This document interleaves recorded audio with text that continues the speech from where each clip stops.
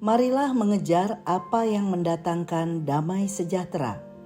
Sebab itu marilah kita mengejar apa yang mendatangkan damai sejahtera dan yang berguna untuk saling membangun. Roma 14 ayat 19.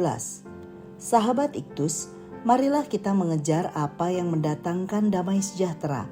Adalah sebuah ajakan untuk berusaha keras secara sungguh-sungguh memperoleh damai sejahtera. Kita harus mengusahakan kedamaian bersama.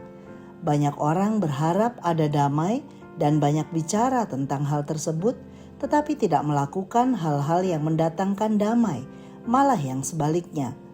Namun damai sejahtera tetap disediakannya bagi kita, jika kita melakukan apa yang menjadi bagian kita.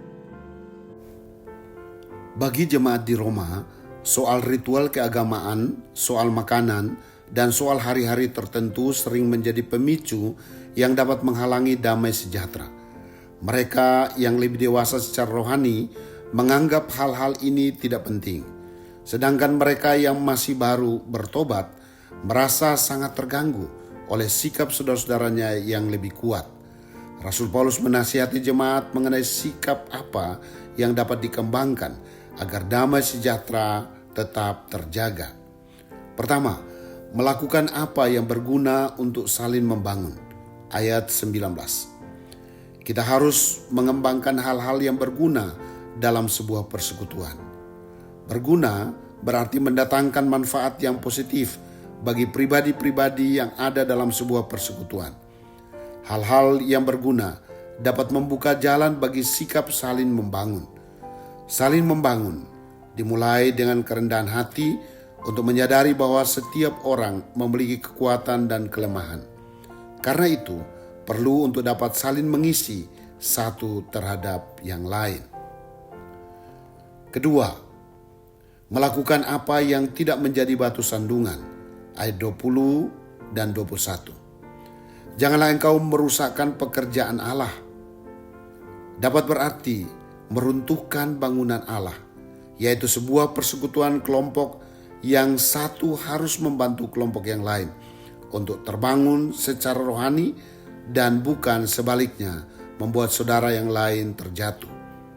Segala sesuatu adalah suci, tetapi celakalah orang jika oleh makanannya orang lain tersandung.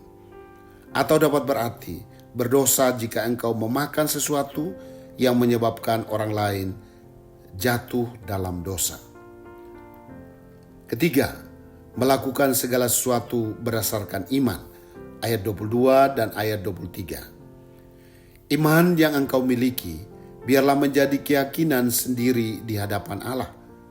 Diberkatilah orang yang tidak melakukan apa yang ia setujui demi kesejahteraan bersama. Tetapi barang siapa yang bimbang, yang dimaksudkan adalah kebingungan antara keputusan untuk makan atau tidak makan. Bandingkan pasal 14 ayat 3. Jika seorang bersikap demikian, maka berarti ia telah menaruh dirinya di bawah penghukuman. Dan segala sesuatu yang tidak berdasarkan iman adalah dosa.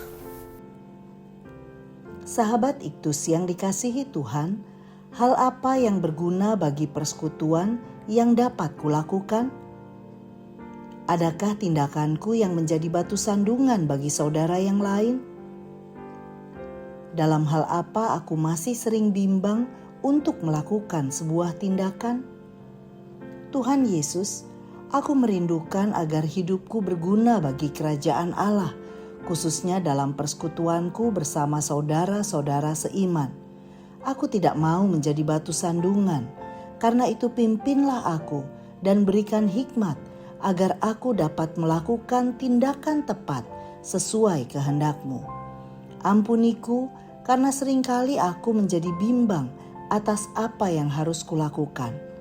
Tuntunlah aku untuk menjadi orang yang membangun kehidupan orang lain dan bukan meruntuhkannya. Amin. Sebab kerajaan Allah bukanlah soal makanan dan minuman, tetapi soal kebenaran, damai sejahtera, dan sukacita oleh Roh Kudus. Kristuslah